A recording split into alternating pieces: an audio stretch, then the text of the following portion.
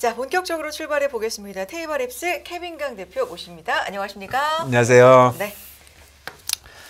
대표님, 네, 오늘은 어떤 얘기를 해주시겠습니까? 그러니까 지난주는 말씀하신 것처럼 추수감사절 휴일이었잖아요. 네. 그래서 이제 금요일 날 오전장만 있었죠. 네. 그리고 목요일은 쉬었고. 근데 이제 제일 포커스돼서 많이 나왔던 게 이제 중국 재봉세 얘기가 제일 많았던 것 같고. 네. 그 다음에 금요일 날은 아예 이제 폭스콘에서는 난리들을 쳤고 한번. 중국 관련돼서요? 네, 중국 안에서. 그래서 애플들이 또 이제 흔들리기 시작을 했고 그런 뉴스랑 그 다음에 이제 FOMC 회의록 나오면서 이미 뭐 방송 계속 하셔서 다 보셨겠지만 그 두 가지 정도 뉴스가 제일 큰 뉴스가 아니었나 생각이 듭니다. 블랙 프라이데이는 어떻게 됐나요? 좀 잘 됐나요? 정확히 리얼로 아직 발표들은 다 안 되고 네. 있을 거예요. 근데 예상보다는 덜 나오는 것 같은 느낌이에요. 그리고 이제 베스트 바이 실적 나오면서 많이 움직였거든요. 월요일 날도. 근데 이제 그때도 보면은 이제 실적은 당연히 좋게 소비는 어느 정도 좋게 나오는데 그걸 이제 어떻게 해석할 거냐에 대해서는 이제 분분한 것 같아요. 그래서 그 부분도 같이 한번 얘기를 해보도록 하겠습니다. 네. 좋습니다. 그래서 일주일 동안 이제 휴일 빼고 난 차트고요, 저게. 네. 그래서 주가지수 보시면은 위로 쭉 올라간 느낌이잖아요. 보시면은 중간중간 내려가는 적이 좀 있지만 쭉 올라갔다. 그래서 이제 S&P 같은 경우는 1.53%가 올랐고 다우존스는 1.78%가 올랐어요. 이제 월간으로 보시면 이제 한 3, 4% 정도 쭉 다 올랐어요. 러셀 빼고. 그래서 이제 러셀이 월간으로 봤을 때 지금 좀 상대적으로 약하다라는 게 기본적으로 약간 전체적으로 이제 침체 얘기 나왔을 때는 분명히 저런 러셀 같은 게 이제 들고 올라오지 않을까 이런 생각이 좀 들어요. 왜냐하면 다우존스는 워낙 메이저 큰 회사들이 들어있으니까 실적 부분에 있어서도 좀 안정적이라고 볼 수 있는데 반해서 이제 러셀들은 그러니까 소비가 나빠지거나 경기가 침체 쪽으로 진짜로 갔을 때는 이제 부도 얘기 나오고 크레딧 이벤트 얘기 나오고 뭐 이러면서 이제 중소형주들이 되게 타격이 클 거거든요.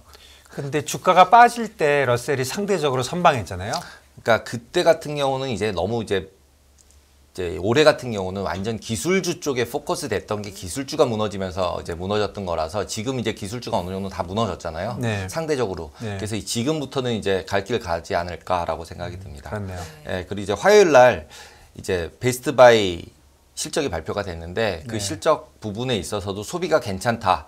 라는 부분하고 그 다음에 이제 금리 인상 속도 완화 발언들을 페드 위원들이 했어요. 그래서 이제 장이 올라갔죠. 저렇게 점프하면서 올라가고 금리는 쭉쭉 빠지고 1번 써 있는 부분에서. 근데 이제 베스트 바이 실적 부분에 있어서도 그냥 제가 보기에는 실적은 계속 잘 나오고 있고 소비도 좋다라고 나오는데 기본적으로 어떻게 저렇게 계속 이제 사람 많이 해고된다고 뉴스 많이 나오잖아요. 그럼에도 불구하고 소비가 하나도 안 줄어요. 오히려 늘고.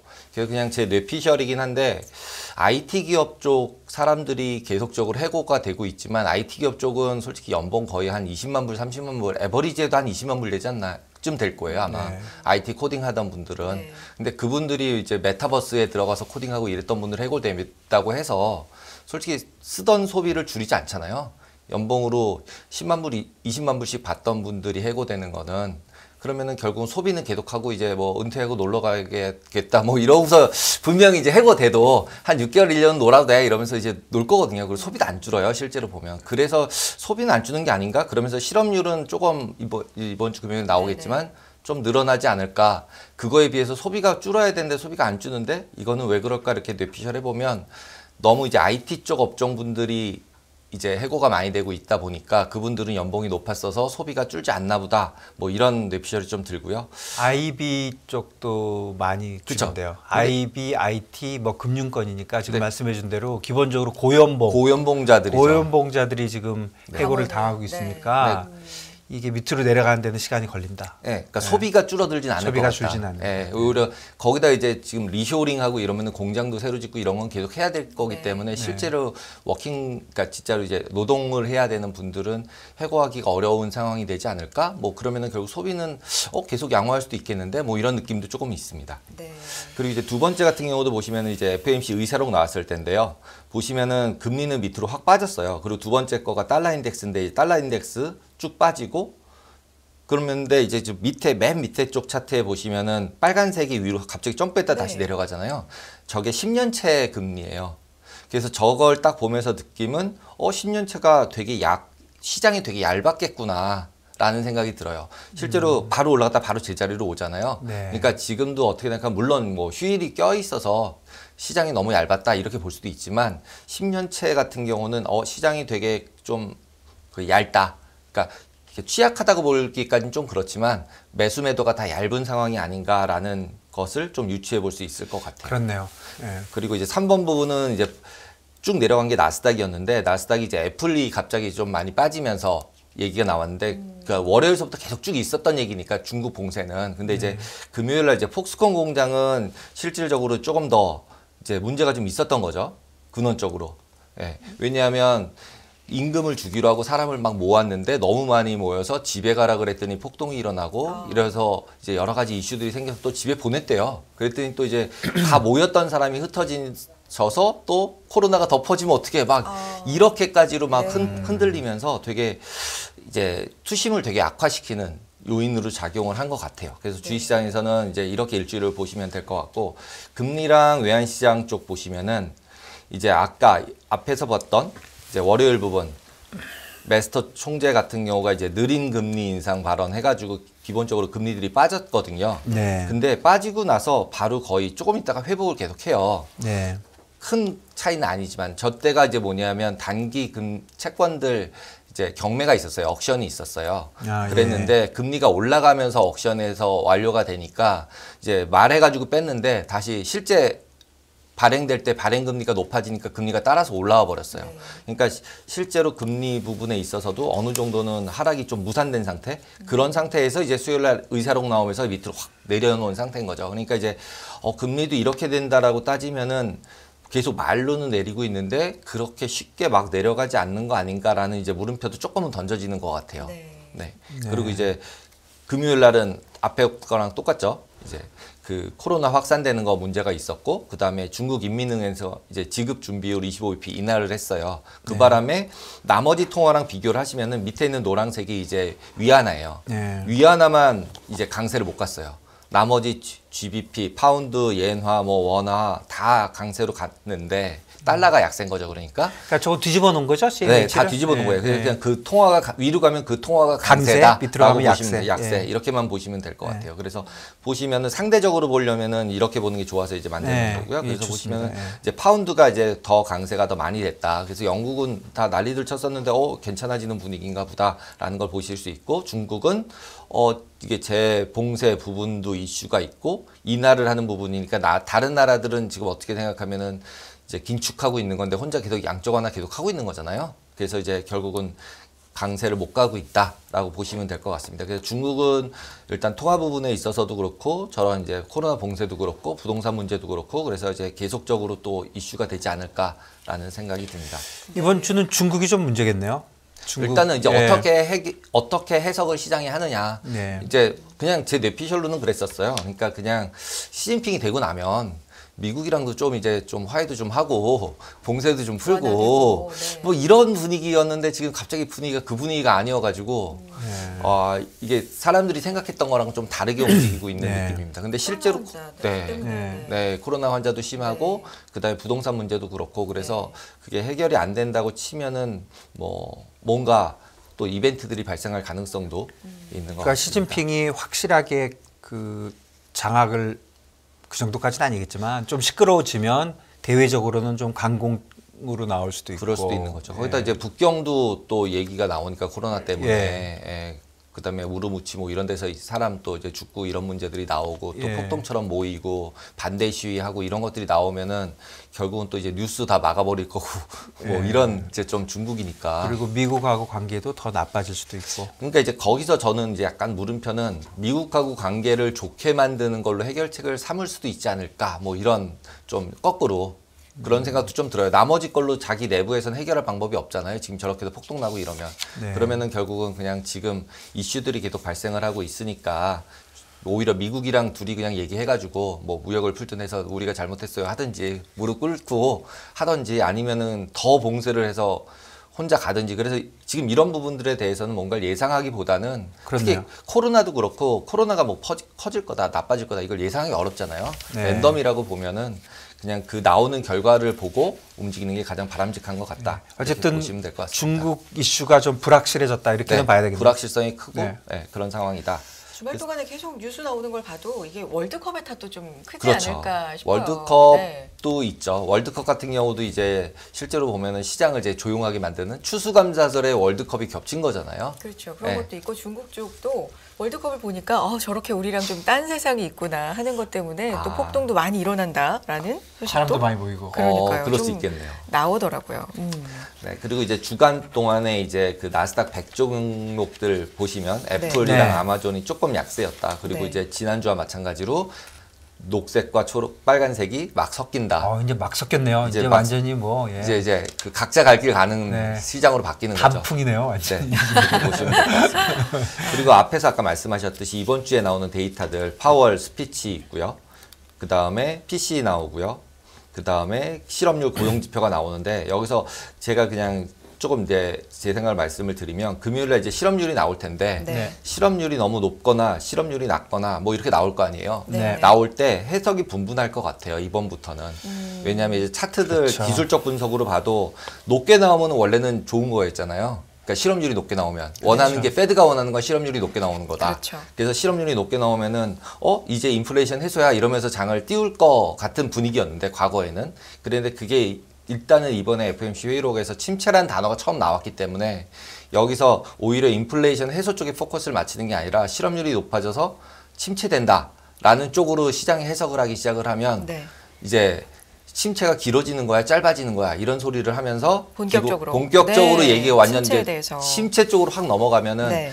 이제 그 페드 차트들 많이 보셨겠지만 침체 색깔이 나오면은 분명히 한번 주식이 확 내려갔었잖아요. 그러니까 이제 거기에 대한 이제 물음표들을 던지기 시작해서 어느 쪽으로 포커스를 가지고 해석을 할지 그리고 이제 실업률이 높아졌을 때 저는 그래서 그 부분도 그냥 이제는 실업률이 높아지면 무조건 롱이야 사야 돼 이렇게 생각하면 안 되지 않을까 이번부터는.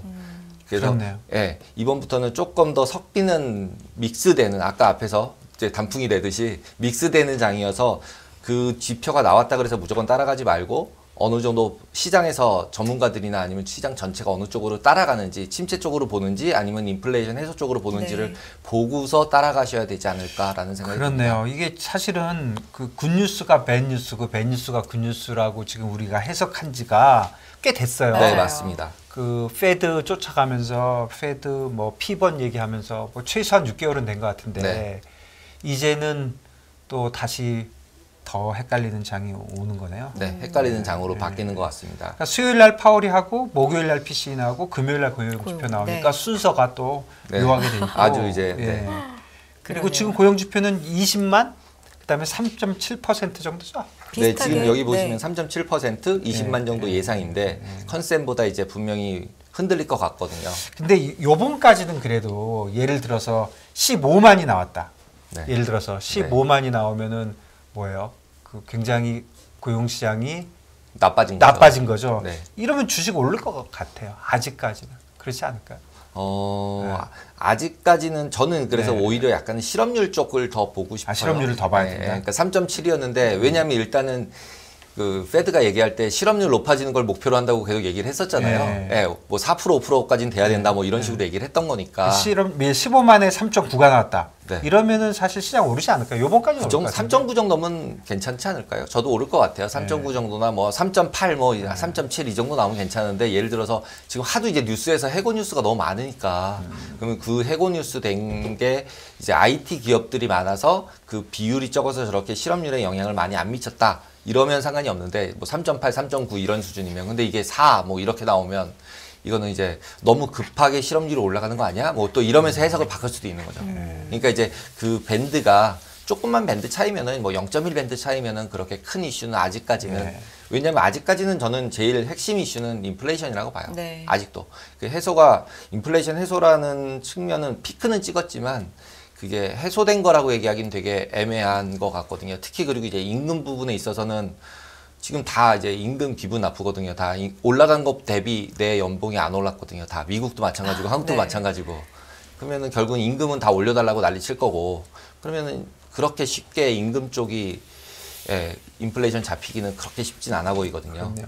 이 고용지표는 아침에 나오는 거죠? 8시 반에 그 미국 시간 8시 반에. 네, 우리나라 10시 반에. 10시 반에 나오면 금요일 날 미국 시장이 뭐 처음에는 올랐다가 마지막에 빠지거나 반대로 되거나 뭐 난리 날 가능성이 있겠네요. 금요일 날 좀 난리 날 가능성이 좀 있어 보입니다. 그리고 어쨌든 고용 쪽에서도 이 두 분의 생각도 기존에는 많은 분들이 좀 그렇게 간다 했었는데 굿뉴스가 배드뉴스고 이렇게 했었는데 이렇게 갈리는 것 또한 이제 시장의 분위기 벌써 이제 아닐까. 헷갈리는 거죠. 그러니까요. 이제 헷갈립니다. 헷갈리고 그리고 만만치 않아지는 거죠, 점점. 그러니까 헷갈린다라는 게 믹스된 상태가 되는 거죠, 이제. 네. 그렇게 되는 것 같습니다. 그리고 네. 이제 FOMC 의사록에서도 나왔지만 기본적으로 통화정책 경로를 결정하는 이제 요인이 한 3가지가 있다라고 얘기를 아예 회의록에 나왔었고 네. 그게 이제 정책금리 수준, 그다음에 통화정책이 그 경제활동에 미쳤을 때 시간 레그를 가지고 발생한다라는 거, 그다음에 결국 이제 향후 나오는 데이터들을 가지고 의사결정을 하겠다고 해버렸기 때문에 그럼 뭐 결국은 파월도 나와서 얘기할 때는 이제 데이터 드리븐으로 얘기를 하겠다라고 얘기를 할 가능성이 제일 많잖아요.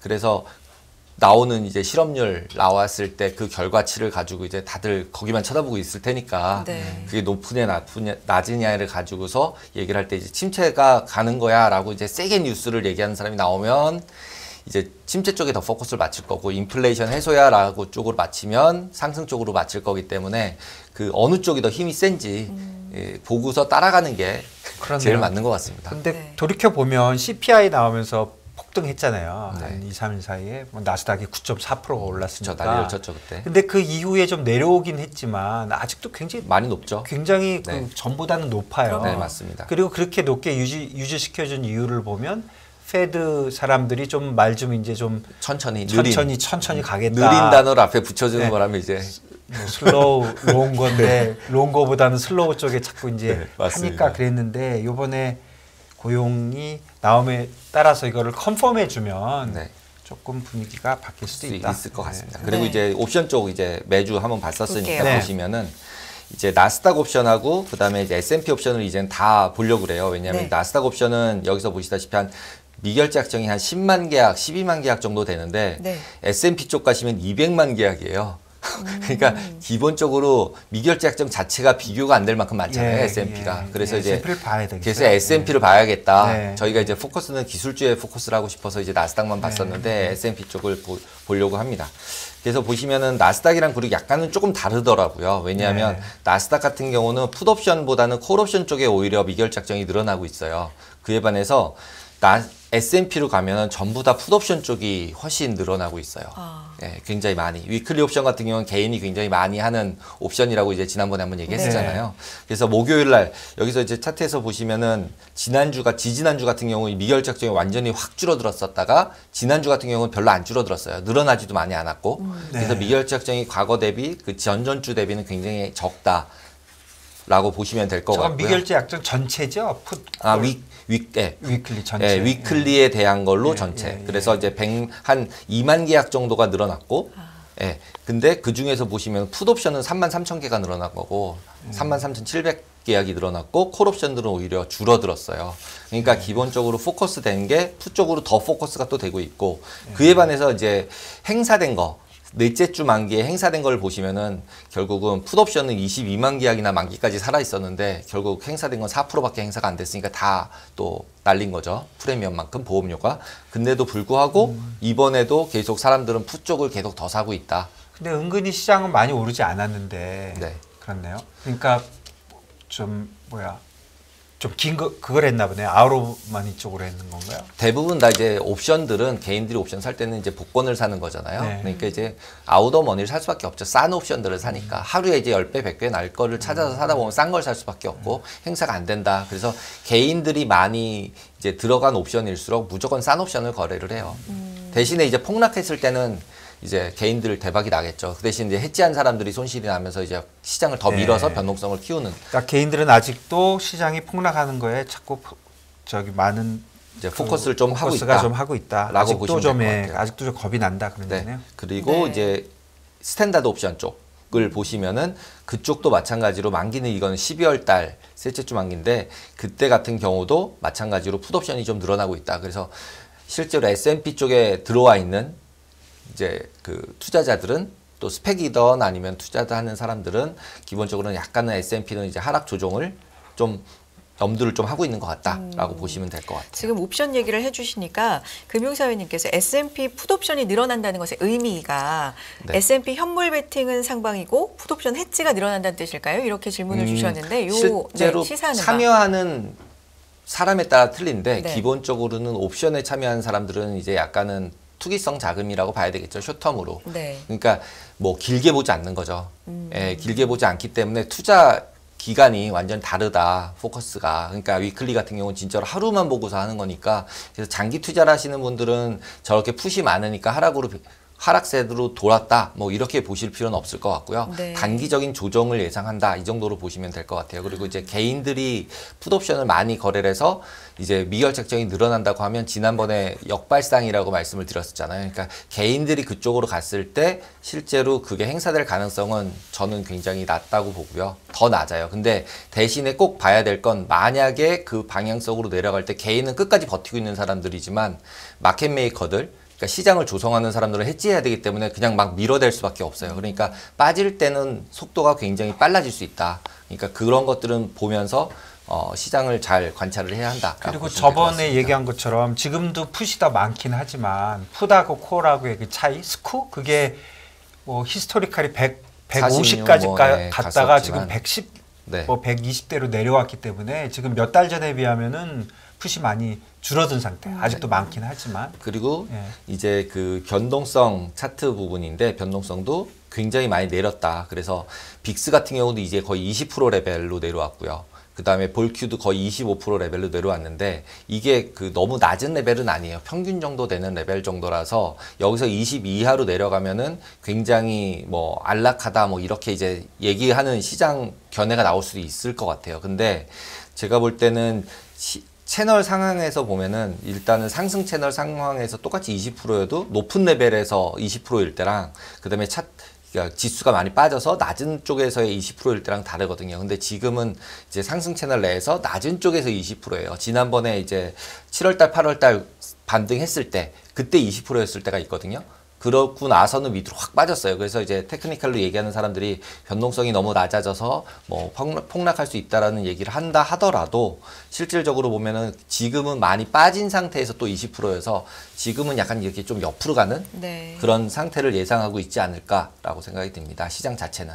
그리고 이제 테크니컬리 봤을 때 한 뭐 12월 중순 FOMC 쪽 근처쯤 가서 뭔가 어디 방향성을 잡지 않을까라는 그림들이 많이 보여지고 있어서 펀더멘탈도 믹스되고 있고 테크니컬도 되게 믹스되는 시점이다. 상승 채널과 하락 채널과 힘이 이제 겨루기를 하는 딱 레벨에 모여 있어서 12월 달에 가서 이제 어느 정도 위에서 확 밀리면 진짜로 이제 다음번에 이제 월스트를 보는 침체를 보는 쪽에서는 이제 더 밑으로 가야 된다고 더 우길 것 같은 차트 모양이라고 보시면 될 것 근데 같습니다. 전체적으로는 좀 시장의 불확실성이 많이 해소됐다고 봐야 되겠네요. 크게 보면. 크게 보면은 불확실성은 많이 해소가 됐기 때문에 그러니까 폭락도 되게 어렵고 폭등하기도 되게 어려운 장이 금년 아닐까. 내내 불확실성은 뭐니 해도 인플레이션이잖아요. 그렇죠. 근데 인플레이션이 어느 정도 지금 뭐 전에 얘기했던 것보다는 좀 예상이 되고 있잖아요. 전에는 뭐 진짜 너무 무서울 정도였는데 이제는 아 저게 매니저가 되는구나. 네. 그러면서 침체로 가는데 침체는 사실 또 인플레이션보다는 좀 뭐랄까 좋은 건 아니지만 좀 매니지가 되죠. 어떻게 될 것 같기도 하고 인플레이션 알 수가 없으니까. 그러니까 이제 뭐 침체가 너무 심하다 그러면은 페드가 또 금리 인하할 거야 이러면서 이제 방어해줄 이제 뭐 카드가 좀 있잖아요. 인플레이션은 카드가 없잖아요. 네. 방법이 없고 그러니까 이제 그래서 이제 페드가 저렇게 세게 나올 수밖에 없고 그다음에 금리 인상하는 부분도 내리려고 인상하는 거니까 언젠간 내리려고 인상하는 거니까 관리할 툴을 가지려고 하는 거다라고 보시면 될 것 같습니다. 알겠습니다. 좋습니다. 국제금리 안정하고 좀 관련돼서는 나스닥 기대해 볼 만은 하지 않습니까? 이 부분도 업사이드로요? 네네. 그러니까 그냥 개인적인 생각으로는 지금 현재 기술주들은 많이 하락을 했는데 저는 그냥 애플이라고 봐요. 그러니까 마지막에 애플이 폭락을 한 번 더 할까 안 할까.